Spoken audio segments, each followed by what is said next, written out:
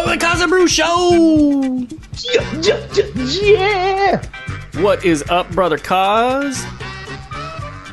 Oh, I'm just loving the NBA life and this free agent and summer league world that we live in. Yeah, it's kind of calmed down a little bit. It's kind of nice. I ain't gonna lie. The last rungs of chaos are upon us before we break from NBA life. It's funny because we were just talking a little bit about Summer League last time we were there, and you can see it on everybody's faces, whether it's the announcers, the teams, the players, the coaches, even the people at Summer League. Everybody's like, can this end please now? We're dying. We hate Las Vegas. We're never coming back. That's I think the only thing that's consistent at this time of year is the hate for Las Vegas by about day 10. I think these teams that are in the finals, and I don't even know who they are, they don't want to be there. Yeah, I believe you got, I think the Lakers and Cleveland, I think, are going to be in the semis, and I don't know what the other one is. You think LeBron's going to show up for that one? Well, he was there, yesterday? He was. Yeah, I don't know. I don't think so. Probably. Maybe. Who knows? I don't know. I thought the whole thing was kind of corny.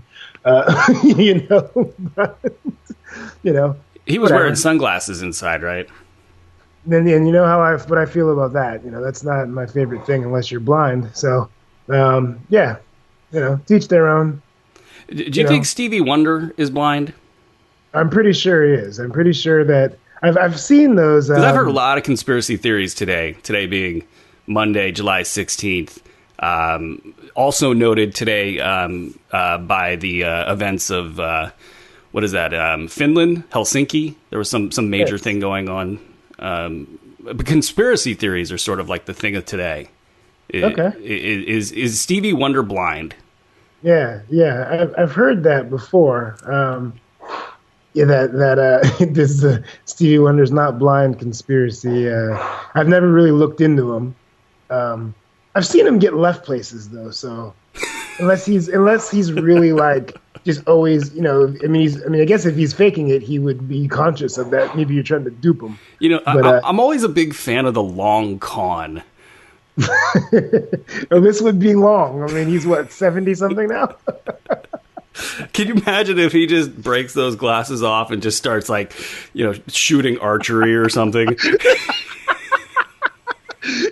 I got y'all. So what does his house look like? I mean, do we know? Does he have an underground lair where he just bowls and does he has people come in? He pays people millions of dollars to do fencing with him and stuff, and they have non-disclosure agreements. Well, that's how the secret got out. He didn't pay somebody one day. That's how it always works. That's how it always works. Don't pay somebody. Next thing you know, there's a P-tape. Yep. Yeah, exactly. I said it. P-tape. P-tape. There's a lot going on in the world of P-tape and everything with, basically treason, and I'm sure you're going to hear that everywhere else. Here at the Cause and Brew Show, we're going to talk about free agency because last time we got together, Cause, we could only really cover the big topics. And that's why we call it the Big Topic Show. There was LeBron. I think we covered the Rockets. I think we covered the Thunder. Who else did we cover? The Lakers. And the Warriors, those guys. Yeah, did we cover? We covered the Thunder because Paul George stayed. That's right. But then there's that other issue with the Thunder. And you actually, I thought the best nugget of last week's show was your uncovering a plan for Zach LaVine to land in New Orleans, which never happened. But did not happen. That was my favorite part of last show. Yeah, that was a really smart move that you made that never happened. Yes, thank you. So what we're going to be doing here is going through the list of free agent rankings. I created it, so props to me. We'll talk about me in the third person or the second person and go through this list of free agents that were available, some of which are still available, actually. I keep feeling like Clint Capella is signed. He's probably the best player on this list that's unsigned. But he's not signed. But he's not quite yet. Question mark? I mean, this market's been tough, and I think, we talked a lot about that last week, but, we'll just quickly spin through this list. There's a lot of really interesting names. Probably least interesting of which to most listeners is Joe Harris. He's number 5 on this list. But I think the Nets, with a couple of their signings, have done really well this offseason. So I guess we'll take the least sexy thing on the board and talk about that. Joe Harris, shooting guard, small forward. Not a lot of people know about this guy. He was somebody that if your team needed a small forward and they did not make a play for him, your team might need somebody else in the front office. Not subtweeting anybody there. I mean, he did sign relatively fast. I don't know. I don't think he was probably a priority, even if that was a priority for you. I certainly was surprised how quickly he signed. But it is kudos to Brooklyn. They're moving in a very good direction. A couple of times I got to watch them last year, I actually enjoyed watching them play. They played very, very hard. They have some good young talent. And if you're in Brooklyn, you should be very excited going into next year's free agency. I think they might do some things. And quickly, we'll paint the picture here. Harris was he held off on signing his deal so the Nets would have enough cap space to take on the Kenneth Faried Denver trade. So what they got out of that was a late first-round pick, if I recall correctly. So not only do they get some picks that they needed, they are able to keep a player like Joe Harris, got him at a relative discount, and he did sign early. It was one of those things where perhaps his agent said, hey, don't wait until the money dries up. Just strike now while the iron's hot. It's also probable that the Nets knew they wanted to keep him and, made him an offer that was possibly above what the market was going to bear. And that's why he was ranked so highly in our free agent ranks. Is this going to be a good player you can get cheap? But then they also brought in Shabazz Napier, and that, just adding good quality young players on affordable deals, really giving your team a lot of flexibility going forward. And how many years did Napier sign for? It was a 2-year deal. Terms have yet to be released, but I would guess that that's something in the $5 million per year range, maybe a little bit more. My issue would be, I would say it's a good deal as long as they have as long as it's the team option, because I really wouldn't want to. I wouldn't want to have too much money wrapped in wrapped in Napier when you still have to re-sign Dinwiddie. Well, I think what's interesting about it is when you add Napier, you're kind of saying like three's a crowd. You've got Dinwiddie and D'Angelo Russell. Watching Russell last year, I think he's got a short ramp to mediocrity at best in the league. Yeah, I think that. I don't. I mean, he has to have some kind of a year, I think, for him to be considered what he was considered coming out of college. I didn't necessarily consider him that. I thought he was going to be a decent player, but between the injuries and kind of between his kind of attitude and his approach to the game, not really playing that hard, really silly turnovers, not the greatest shooter, not the greatest player off the ball. He's got a really, this is kind of him this year kind of playing for his life. So, well, actually, no, he does have. I mean, he'll resurface for another team no matter what, I think. Right, but I'm talking about being considered a good player and getting that kind of money. I don't see that happening for him unless he really turns it around. I see a guy that doesn't know how to play basketball. That's just and for me, that's the hardest thing to overcome when you've got knee issues, when you're defensively not good. You can't really be called a good lateral defender. I don't think he has the explosiveness to really get by people, at least with consistency. And I think he's got a questionable shot as well. So yeah, it's like a bunch of bad things. And I thought when you add Napier, it to me would be a great 1-2 combo. And one of the reasons I think I'll just take some liberty here. that you like watching the Nets is when Dinwiddie runs the offense, it's clean. I like the way he's like a pitcher out there, just kind of throwing darts. Yeah, I would. I think they're. I want to see if they can find a way to get out of this, get out of their Alan Crabb deal. Not that I'm against Alan Crabb, but woo.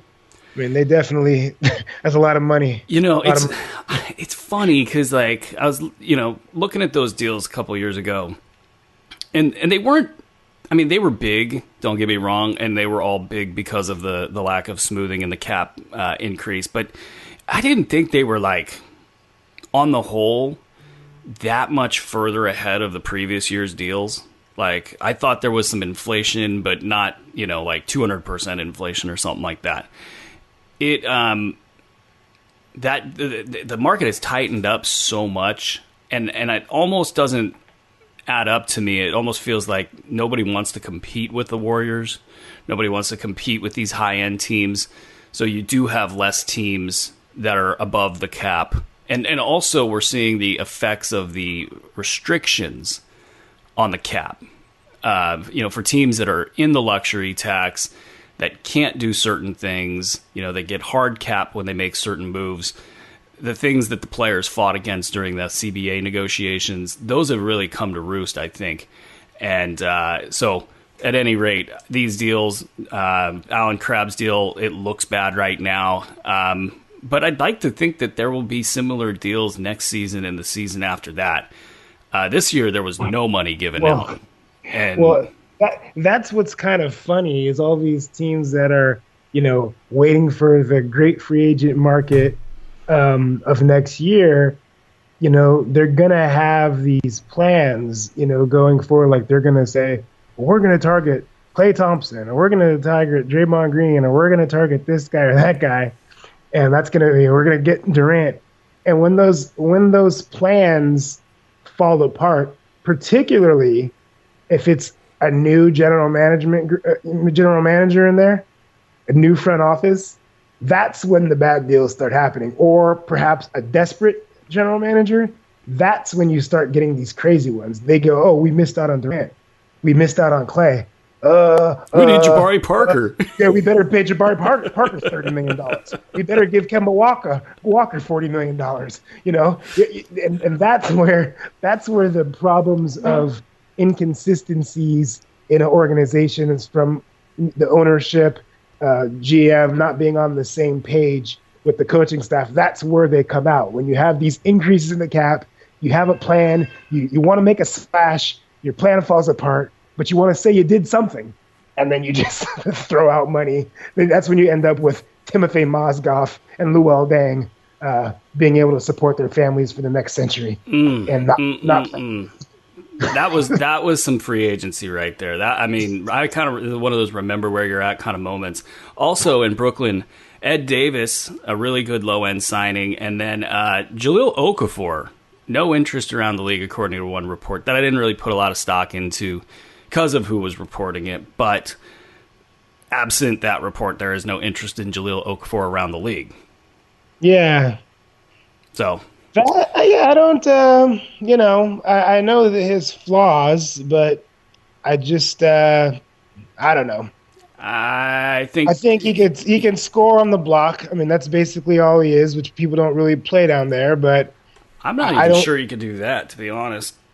I am. I mean, I've seen him enough. I mean, he's a guy that if he gets touches one-on-one, he's gonna make someone pay, especially in a league where everyone switches. I think he could really score. But then he doesn't play very hard, doesn't really rebound, and is not really he's not a defender at all. Even he doesn't defend the block or on the perimeter. So, I can see why he's kind of out in the wind. But I think that he does have a skill. But elsewhere on the hoop ball list, we got, as mentioned, Capella. Marcus Smart comes up. Now he's really having a hard time getting a deal. He's his agents put out reports that the Kings were interested, which is everybody's favorite scapegoat now. Like, if you're an agent and you have nothing in your bag of tricks, you just leak that the Kings are interested, and everybody goes, well, yeah, even though they have 5 point guards, it would make sense that the Kings would be interested. So Marcus Smart, though, I mean, he's just in a spot, and Boston's catching a little bit of heat right now, almost for being too good at what they do. I mean, getting rid of assets, at their peak and acquiring them at their low. And, in this case, Smart could probably come back with something in the ballpark of $10 million. And, he's upset about it. I don't know. Well, no, I don't know. I mean, they're in a position where they basically have to decide, how bad do we hurt this guy? Do we cut him, bad, to where he signs and hates us, or, like that he just plays pissed off. Yeah, I think that's a danger zone, because he doesn't strike me as the good soldier, quite honestly. He's gonna. I mean, I don't. It's hard. Well, he's already let his agent release reports that he's like hurt and offended, or it's probably worse than that. It's like hurt and disgusted, I believe was the quote. Yeah, he's pissed. Yeah, I don't know. I would think, unless they're going to give him a respectful contract, I don't know that I'd want him back at this point. They need him, I think, but they've kind of made a mockery of him, and I don't know. I don't know. This might be a bad thing for them to bring back at this point. I think it's tough when the teams that have cap money are also these teams that are terrible. Right. Smart is if I was a contending team and looking for that final piece, Smart would be the guy. Sure. He just does so many good, dirty work things, and can hold his own defensively, and make a play in a pinch. Right. And then if you have him in the right amount of doses, like they were talking about, Kings fans thought he could play power forward. And when I say Kings fans, I also include like Kings media also talked this multi-positional thing up, and that's tough. You bring a guy like that where he's already hard to reel in for Brad Stevens in Boston on a good team in a good organization, and how are you going to stop him from chucking bad shots? If you're De'Aaron Fox or whoever the Kings have telling their people not to take bad shots, which historically they haven't been able to do. So Marcus Smart, tough fit, tough market, good player, really like him. Gonna be interested to see how that plays out for Boston.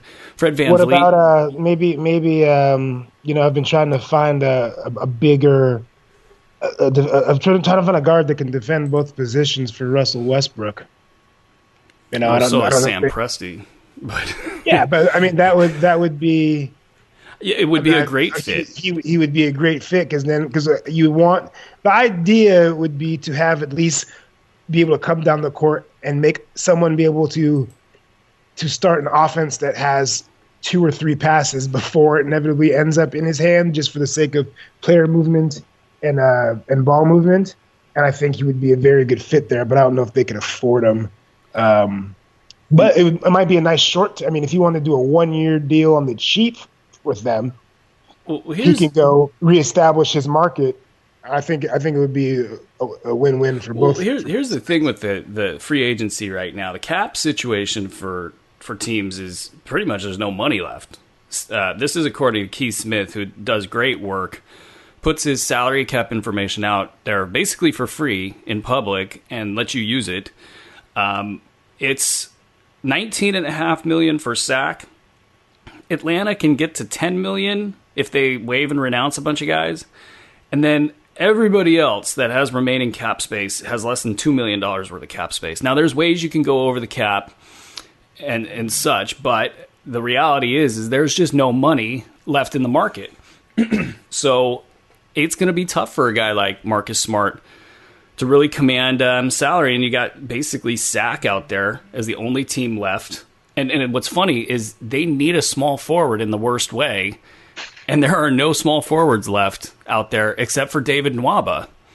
David Nwaba is not really a small forward, but he's 6'4" and can jump out of the gym. We'll talk about him in a second. So they're looking at spending money in positions that they don't really need players, and that's even a tough sell for the player, because why would I want to go fight for 25 minutes per game? I'm a 30-minute per game player.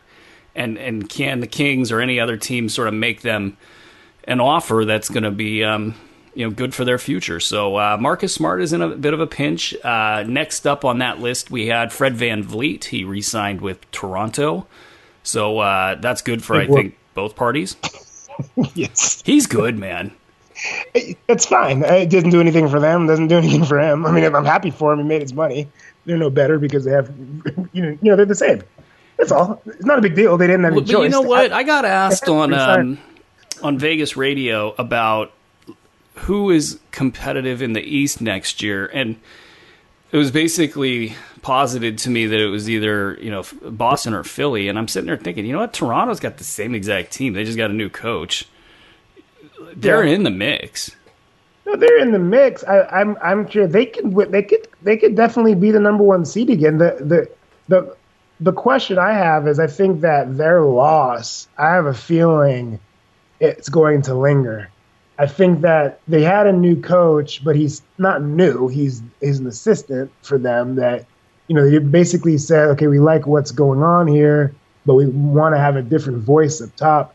But I don't know. I felt like maybe a shake coming off of that devastating a loss. I think that a larger shakeup was in order. I thought that they had to bring someone in new, and I have a suspicion that they're going to have some lingering effects, kind of like when a boxer gets knocked out cold. They're never really the same, and I think that this is going to be a year they'll probably get their share of wins, and I expect them to be in a top 2 or 3 team, but it wouldn't shock me if they get eliminated in the first round of playoffs.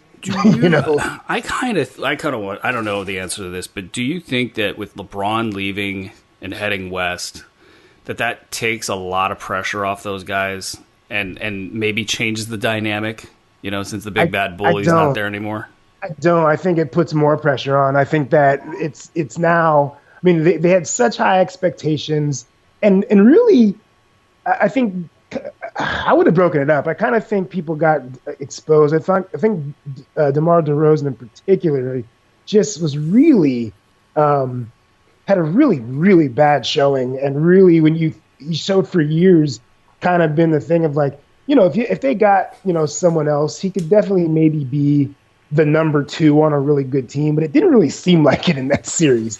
It kind of seemed like he wasn't even an all-star, quite honestly. And I don't think that LeBron leaving, it might have some initial relief, but now there's really no excuse, and if they hit a bad patch or they start out 0-1 in a playoff series, I mean, I don't know. I just really don't trust this team at all. I can tell, and that is noted, and we will come back to that if the Raptors fans get vicious and come after you. We'll have to see how that plays out. But I'm encouraged, I guess, by the amount of change, even though it's not as much change as one would think they need. Aaron Baines re-signs in Boston. I think that's obviously a good move. David Nwaba is the interesting. So, like, the Spurs are interested in Nwaba. The Lakers, I believe, were interested in Nwaba. I don't think the Kings knew who David Nwaba was. And I bring them up because they do need him. They do need a small forward. He's 6'4", but can jump through the gym, strong, has a good dirty work game, makes cuts, gets to the rim, can shoot the 3-ball a little bit. Not a high usage offensive guy. Cal Poly grad of all places. I don't know if this is anything out there, but actually he if he's not going to get any money, if it's going to be a really cheap deal, don't be surprised if the Warriors sneak in there and try to steal him, because they need good quality players, and he fits them perfectly. And if you're going to play on the cheap, you might as well go get yourself a ring.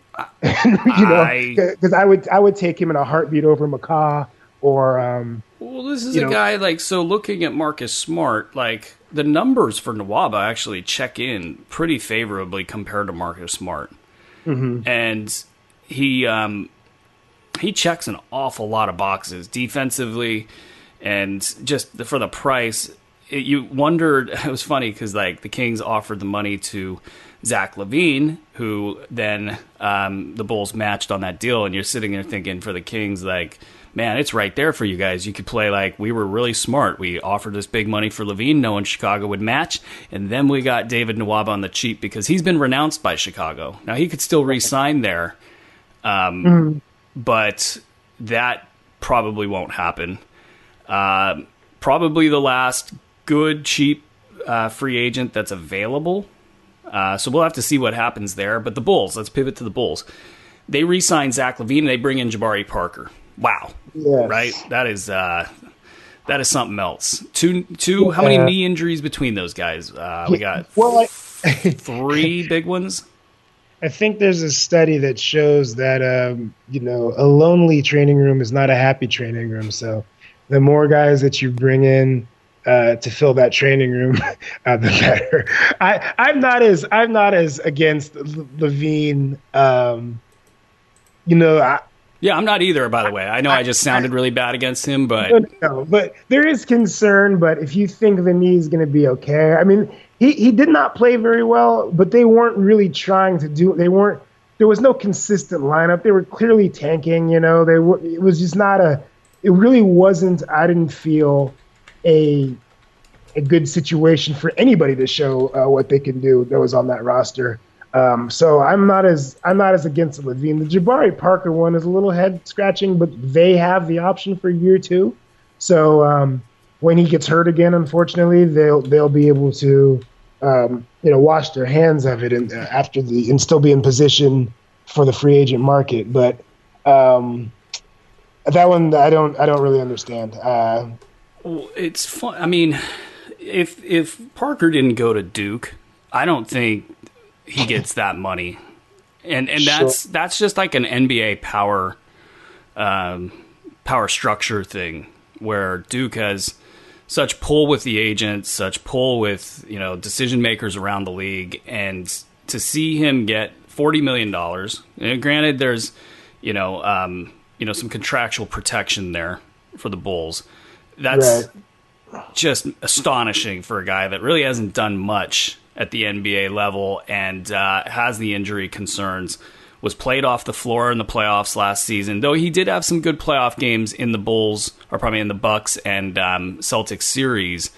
He was not able to get on the floor down the stretch in the regular season, and he was frustrated about it. This wasn't a we're going to nurse you back slowly thing. This was you're not getting it done. You're not able to play more than about 25 minutes per game. And, it really showed up in the, I think, the reporting of the Bucks, that there was talk that he was frustrated, and, in the playoffs with their interim coach, that, it just didn't work out there. And so the Bulls have both of them now. With LaVine, though, is the interesting one to me, because I still think he might have that potential upside, and we've talked about that a lot. Probably don't need to cover it a lot on this show. If he can just keep that weight down, I think, and still have the springs, the leaping ability, then I still believe in his upside, because I think he can, slowly come together as he learns how to play the NBA game. Parker, though, they think he's a small forward. Yeah, I don't. It's just hard, especially coming often. The hardest thing about having big injuries is trusting the knee again, and I don't know. I think with the pressure of him trying to live up to this kind of a contract, I just don't see it as being advantageous. What's more important to you, to develop Markkanen, Dunn, and LaVine, or to have an opportunity for a guy that's never done anything to maybe rise to the occasion and prove himself, who in all probability, honestly, who do you want on the floor? Do you want him or Bobby Portis on the floor? I want Bobby Portis on the floor. I don't want to feel that I have to, kowtow to some guy just because we gave him a lot of money. And that's the situation you're in now. Well, and you also took a rookie, big man in the draft. So who's looked good in Summer League. That's really good. That's Wendell Carter, who has been more than I thought he would be on offense, and showing good springs defensively with the blocks.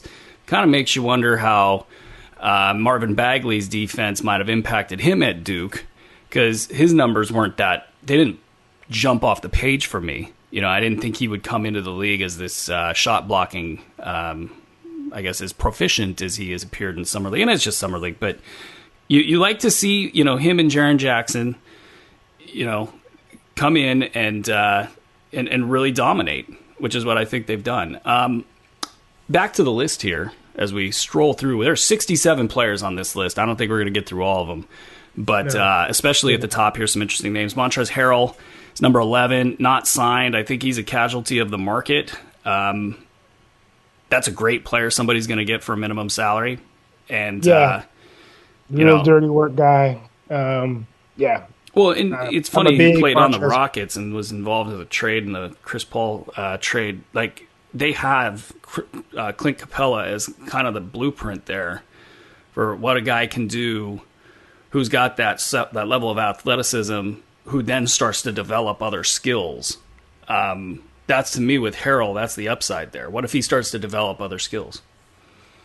His shot's not broken. I mean, he just doesn't have a lot of range on it. I think he could go out to about 16 feet, but it's certainly a broken shot. So that can continue to improve. For him, I'd be looking for a good point guard to get him in that screen and roll action. But if you're a team that, if the money's not there and he wants to sign a 1 year so he can be ready for when there's more money, I'd go to a winner. Go to a team that's going to be in contention. He's a very difficult guy for coaches to keep on the bench because he never gives gives less than 100%. He bangs, he rebounds, he dives on the floor, he gets his hands on balls. And championship contending teams can't have too little of those guys. It's funny when you mentioned the championship contending teams. I kind of wish he would play with Draymond, just to learn Draymond's instincts, because I think that's the one thing he lacks is that overall sort of like omnipresent instinct on defense. Because if he had that with that physical profile, he would be your small ball killing defensive center. Yeah, I don't know, but I don't know that that's something you could pick up. I mean, not that playing along there would be bad for him. It certainly wouldn't, but I think Draymond's a little bit special in that way. Mm-hmm. I don't know that that's a trait that necessarily can be learned. I just think he has hey, they had to learn it at some point. Draymond innately learned it at some point. I get what you're saying. I think people just it's like having vision as a passer. Sure, you can learn some things about it, but some people just have vision. I just think defensively, he's just somewhat of a savant in understanding angles and I don't know that they can be taught, but you can always improve, I guess. But I don't know that they can be taught. Not to his level, anyway. Hey, how about this next free agent on the list, number 13, Julius Randle? And I had him ranked 13 because I figured he would get paid. Right. Well, he didn't get paid. He got a decent low-end deal to play in New Orleans. Yeah. And what a deal they made. Yeah. I think they them swapping. And this is weird. We don't really praise New Orleans that much around here. Right. They don't pay DeMarcus Cousins. Which, right. I mean, they didn't give up much in their deal. Let's be real. Buddy Hield, I'm a big fan of his shooting ability. I think he's probably a top 5 shooter in this league with his feet set. Sure. But they walked away from bad money. And that, congrats. You replace him with Julius Randle, who fits better next to Anthony Davis. I think offensively, yeah, I still worry about Randolph playing, or probably Anthony Davis, got Anthony Randolph on the mind. Anthony Davis playing against other bigs and being in the paint as a center for the entirety of the minutes. I think that's a problem. You would love for them to have somebody like Aaron Baines who can come in and give you 20 good minutes against the bigs. Yeah. But this is an outstanding deal for New Orleans. I think, though, I'm still going to, if I'm if I'm New Orleans, I still, if you have a banging type of big in there, I'm gonna let Randall get worn out on that and still and have and keep Baines on no, excuse me, Baines keep Davis on the small forward. It's a lot easier to block shots when you're coming from other angles and having, Randall do the majority of the work of the dirty physical work. So it's not ideal, but I think you could still get away with keeping Davis away from those bruising type of guys. Davis is getting a pass, though. And he's getting a pass because the league's not developing traditional bigs anymore. True. That's true. Because his soft spot is durability. And now his soft spot defensively is actually going to be lateral defense, at least at the elite level. I think he's slowing down. I think he's becoming top heavy. He'll probably, if he does defend the four, have trouble with some of these small fours that can get to the rim. But yeah, no, he gets a pass now a little bit because there's not a lot of players that are going to stick a shoulder into him. Right. I think it's interesting with the as I've been watching the coverage, people really are down on really like. I think it's in part because Cousins signed with the Warriors, but they're really bashing New Orleans for not giving. And they're talking about they played very well in the playoffs without him, and I think they kind of forgot how good they were with him and stuff. And that's all fine, but people are forgetting it is an Achilles injury. There is not a large amount of evidence in any sport that has shown people coming back from an Achilles being really, really good. There is not a lot of evidence of a big man in basketball coming back from a lower leg injury and being really, really good. So I think part of the anger of the Warriors getting him has trickled into this bashing of New Orleans for not re-signing him. It's like they're like, you didn't re-sign him, and now look what we have to deal with. Poop on you. Well, they don't re-sign Cousins. They don't re-sign Rondo. Like, that is actually two things. That's in my opinion, a point in their favor. And if for Cousins, like we've talked about this ad nauseum, but the Warriors sound like they're going to do this. By the way, Bob Myers, he's like, yeah, we're going to have this guy in the post, and so if he was committed to that, if you heard DeMarcus Cousins say, what, I'm done with the 3-point line, I'm done with these flailing drives where I fall to the ground, I would be way higher on him. But he's not, and New Orleans also picked up Elfrid Payton. Might as well circle around and get him right now. I'm fine with that. I mean, it's kind of the same player as Rondo when you really sort of think about, like, why is Elfrid Payton not good on defense? Well, because sometimes he just drifts over to the other side of the court, and he doesn't know why. Rondo is out there freelancing and gambling, so it's kind of the same animal there. Both players can't shoot off the dribble, so no respect there from opposing defenses. Both can dish the rock. Both like to get in there and rebound. Neither can hit free throws. So it's kind of the same guy, just younger, and not as much of an imprint upon the team in terms of the things that Rondo does. So I'm a fan of the New Orleans offseason. I don't say that very often. The Jazz. Let's pivot to the Jazz. We didn't talk about them much. They actually might be in the conversation for high-end Western Conference teams that don't have a chance to win it all. And well, they certainly think so. They look at their team as a 55-win team, and that's typically, like in the Eastern Conference last year, that was the high end of the Vegas win predictions. So that's an elite team, coming out of I guess the expectations coming out of Utah. The talk amongst writers, the talk amongst people that talk with the decision makers there is they think that they're going to win a lot of games.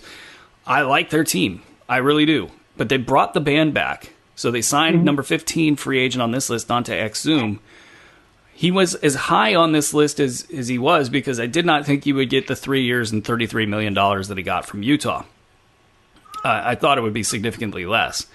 They also brought back Derek Favors, which was essentially a one-year deal for, I believe, $18 million. So Favors will come off the books. I don't think that's a big deal. But that's a pretty big bet on Dante Exum, and I'm good with his defense. He's showed it at crunch time a few different times for the Jazz.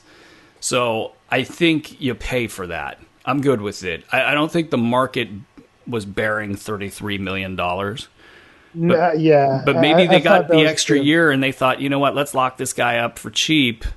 He could be our point guard of the future. But it's still a lot. It's a lot. I'm a little. I'm not a big fan of that deal. I kind of like him. I like his defense, but his durability to me is a huge red flag. He's never. I think his offensive inconsistency is a direct tie that he's never really available to be out there and become a consistent player. He doesn't have a natural snap to his game. Offensively, it doesn't have a natural anything to it. There's not like one thing that you say on the offensive side of the ball. There's not one thing you can go and say, this is what he does. He looks like he's feeling the game out almost like not a middle schooler, but like a freshman high schooler. Yeah, freshman high schooler that's maybe playing on JV. Like he's where maybe athletically he's supposed to be there, but the game seems to be at times a little too fast moving for him. Again, I don't have for what they do and what they use him for. I'm not against the player. I just thought that considering the market, I thought they overpaid a little bit. Let's be clear. He defended James Harden really well, and there's not a lot of guys in the league that can say that they can do that. That's very true. But then again, he didn't finish the series though either. Well, there is that, but it's interesting though that they do. I could completely live with that money if he wasn't as hurt all the time. I even though I'd still feel it was probably a little much, I could live with it completely because I know he'd be there. I know he's going to be there for 80 games, and that's just something I can't. It almost seems like the Jazz are doing something entirely pragmatic that you almost have to get behind even though you don't like it, which is they're keeping their core consistent. They're really playing, in my opinion, to make sure that Donovan Mitchell is kind of the core part of this process. So everything is staying the same. There's continuity there. Even though you don't like the Favors deal, I don't think he'll play anywhere near to the level of that deal. With everything being the same and not really being restricted in terms of the cap because you can get rid of Favors in the following year.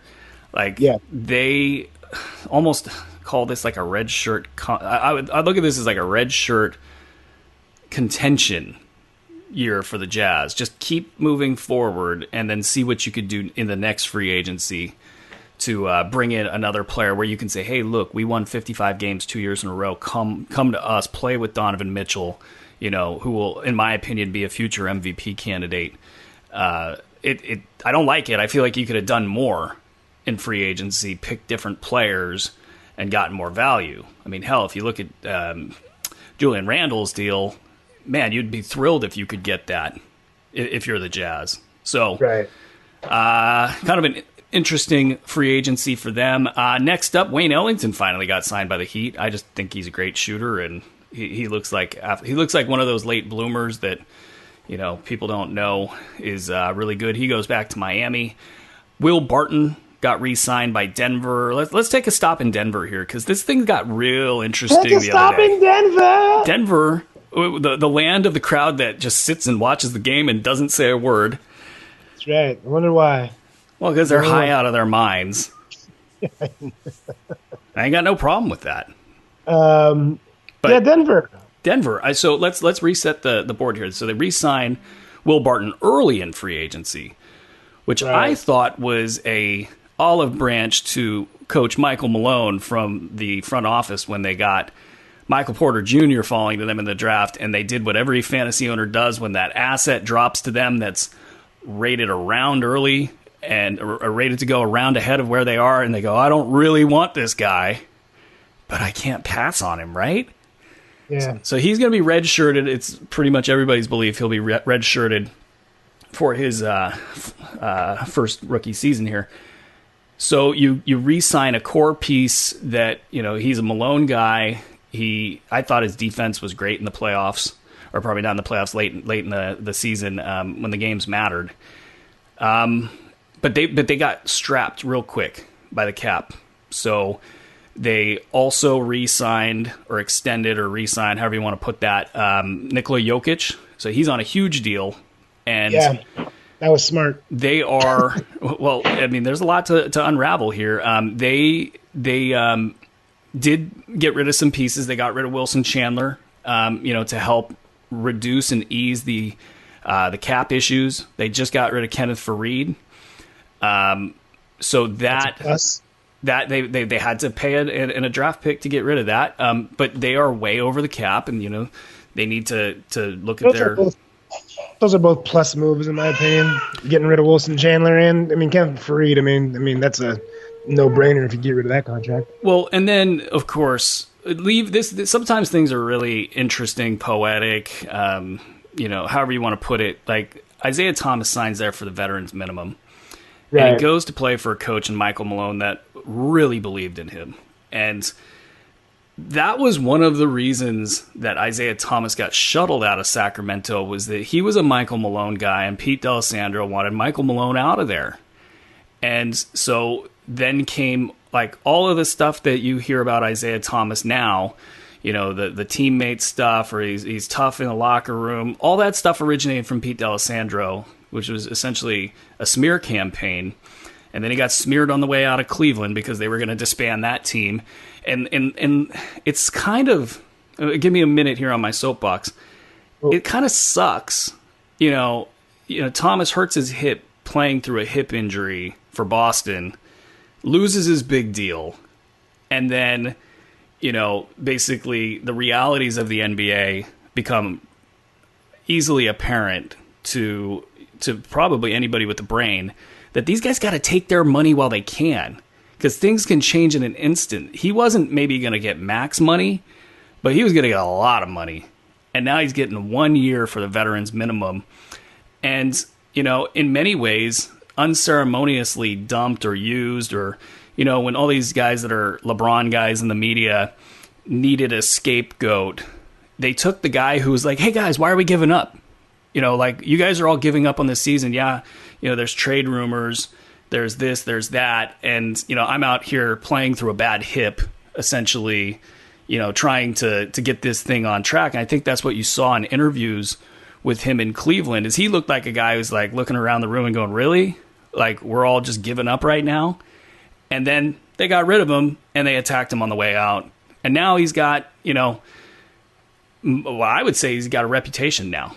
He's got a reputation as a guy that's not necessarily a great teammate, and also a guy that doesn't know when to shut up. And I don't really think that's who he is, but, that's where he's at. But now he gets to go back to Denver, where his contract will make him seem like an absurd value, assuming he's healthy. And he also makes that team offensively. Holy crap. Like, you're going to try to cover pick and rolls with Nikola Jokic and Isaiah Thomas if he's healthy? That's insane. Yeah, we'll see. We'll see. It's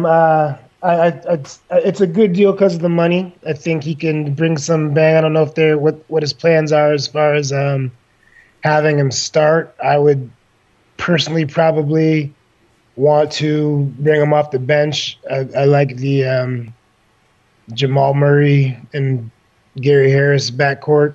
I think that's going to be the future. I don't know that they're really going to have a long term. I mean, I think this is a 1 year audition for the league for him. So I wouldn't want to hurt the development of my young guys that I'm high on just for kind of a 1 year thing. So, but we'll see. I think it's implied, but I'm pretty sure they've decided he's going to come off the bench there. Yeah, that's a really good idea in my opinion.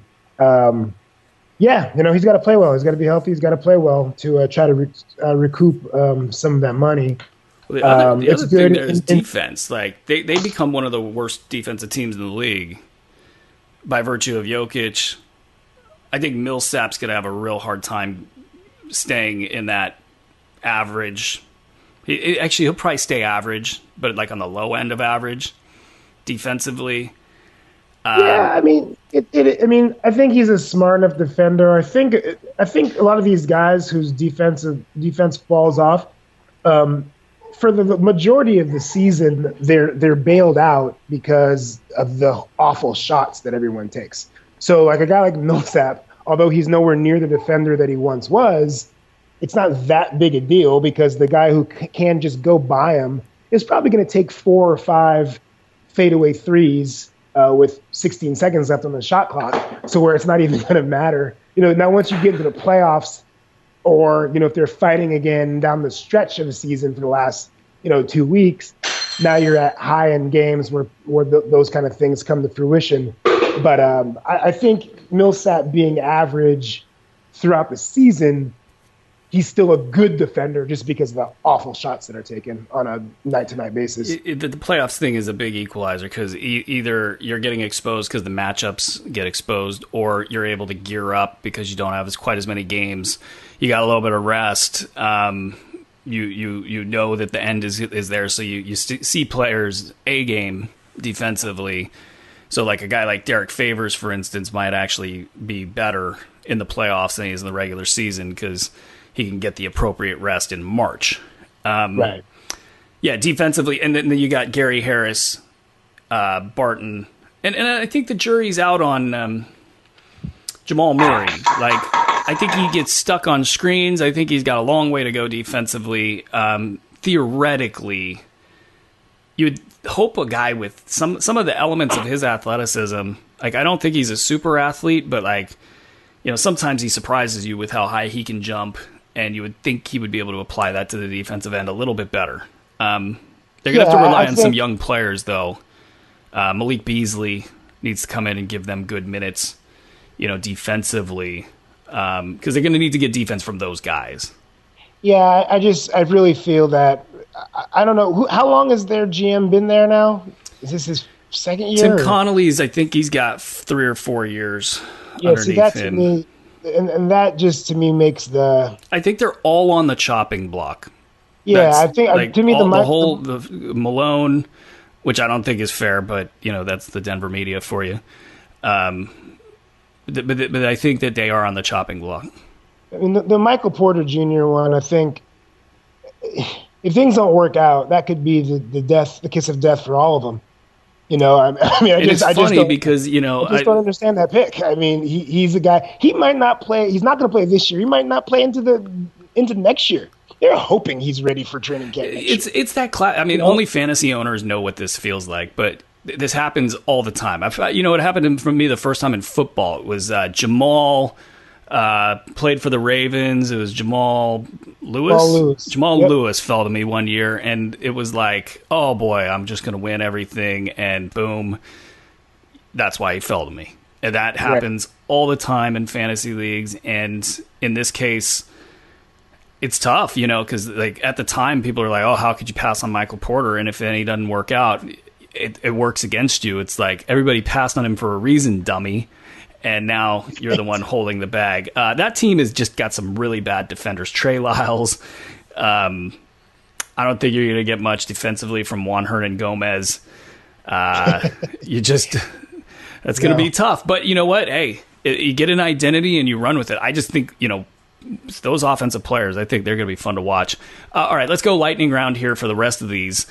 I'll say a name, and you give me your thoughts, and we will try to go 30 to 60 seconds on each of these guys so we can just get through as much of this list as possible. We covered Trevor Ariza, so let's we covered him last week. Let's not cover him again. But Aaron Gordon was number 18 on the list. He returns to Orlando. Your thoughts? I like Aaron Gordon. I think it was a good signing for them for consistency. I like him. I think that. I would prefer him to play a slightly different offensive game, but good locker room guy, hard worker. He improves on every aspect of his game every year. So I think it's good. I mean, if you're Orlando, you kind of can't. I don't think you lose on this deal. He's definitely kind of the ceiling of what you expect to get in terms of free agency around Orlando. I think he fits. Now that they've gotten rid of Bismack Biyombo, they got Mo Bamba, they got Vucevic. Gordon's going to have to play heavy minutes of the four. The only issue I have with that is you have a little bit of a log jam there with Jonathan Isaac needing to get minutes. I think what I've seen from him in the summer league and stuff, I think he's going to be the three. And I think he could actually his hands a lot tighter than I thought it was. He could probably play some two. He's going to be interesting for them. They can really, his development can really fast forward their plans, I think, because his turnaround about like 14, 15 feet, it looks kind of Kobe-ish. It looks very, very pure, and it's unblockable. It's unblockable because he's so damn long. But he looked a little raw. Let's be real. He looked a little raw at Summer League. But I'll say this: last time we were at Summer League, we're talking about how many games he played last year, like 20 games. And yeah, he hasn't played at all. He is raw. It's not a. The best thing that I saw was when we were at Summer League last. Coach Mike Sweeney, who is assistant for the Bucks, he's rising in the coaching world. Talked to us about how Giannis was going to get the ball as a point guard. And it sounded crazy at the time. And maybe not crazy, but it sounded like a leap. One of those logical leaps that you're not sure is going to work out. Giving Jonathan Isaac more minutes down in the rotation, meaning more on the wing and maybe even, like you said, at the two in rare instances, that's going to be huge for him. That'll be huge for his development. So I'd be excited for that. If he can play three, that'll help the log jam and help justify some of that money. Kyle Anderson signs in Memphis for, I think it was 4 years and $37.5 million. Who? Kyle Anderson. Slow-mo Kyle Anderson out of UCLA. Played about 25 minutes, 26, maybe even 28 minutes per game for the Spurs, and was really a big piece of why they won as many games as they did. He's in Memphis now? He's in Memphis. To me, I think they just need quality players, even if some people balked at the price tag. I personally think Anderson will be worth that amount of money. How much was it again? It's about like $9 million a year. Yeah, it's fine. I mean, you're Memphis. You had Memphis was playing D-League, G-League rosters for a couple years now. With all the injuries they've had, so having somebody that can come in and soak up minutes that's just coming off a really good year, I think that's a good thing. Avery Bradley re-signs with the Clippers.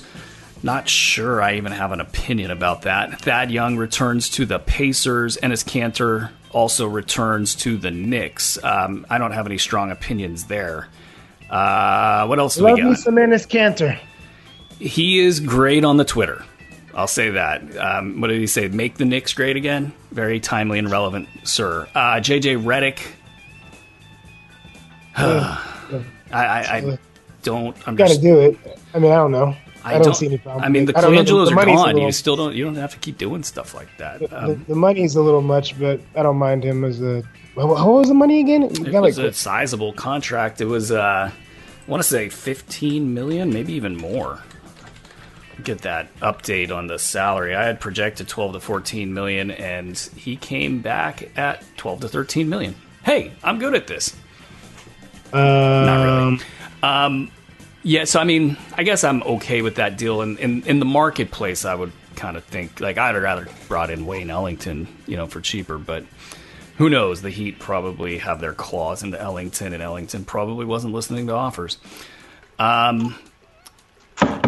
We got enough on this list, Kaz, where we might have material for next week's show. Well, we're all looking forward to that. Well, of course. I mean, who doesn't want to talk about Seth Curry, Tony Parker, Tyreek Evans, Dwayne Wade, Shane Larkin, and on and on? There are players, bigger name players towards the bottom of this list that we actually kind of covered a few of them, but there's definitely a lot still going on in free agency, and the Kawhi Leonard situation is continuing to roll on. So I don't think, for the dead zone that we will have a shortage of things to talk about. And then, lo and behold, we'll be right into the preseason here, and we'll be just right back at it. It's amazing that the NBA doesn't sleep anymore, And in between now and then, I think I'd like to get my voice back, Cause. I don't know if you can hear it. I'm a little raspy today. Loud and clear. I think that's going to do it for this show. I think that was the sign that we need to get out of here. I'm surprised you didn't want to talk about your boy Dwight Howard. Are you saving that for tomorrow? Because the power in the East just shifted, to Washington. Now that he's there. We need an entire show for Dwight Howard if we were gonna do something on Dwight Howard. I feel like there's something like 30 for 30-ish there, like. What if I told you this man never stopped smiling? I don't know. What if I told you that a guy that seems like a douche actually is? Well, and there's more layers too. Like, he's apparently a big fan of farting in the locker room. There's always that guy. He's like, hey, smell this fart. He's got that going for him. But just, physically, as dominant as any player, really. This side of Shaq, Wilt Chamberlain, I'm thinking of like dominant post, or big man presences. That size and skill package is really rare. And I don't think we're seeing it with like DeAndre Ayton. He's not that. No. So, I mean, and there was a point in time where you kind of wondered, would this guy be the best, but one of the best players in the league, just because what if he put it all together at that size and speed combo? But it all fell apart for various reasons. And he did not. It did not happen. All right. So you can follow us online at www.hoop-ball.com, twitter.com/KOZANDBRU show, where we have not tweeted for 471 consecutive days, and Facebook.com/KOZANDBRU show? ? Another one's in the books. Peace. Peace.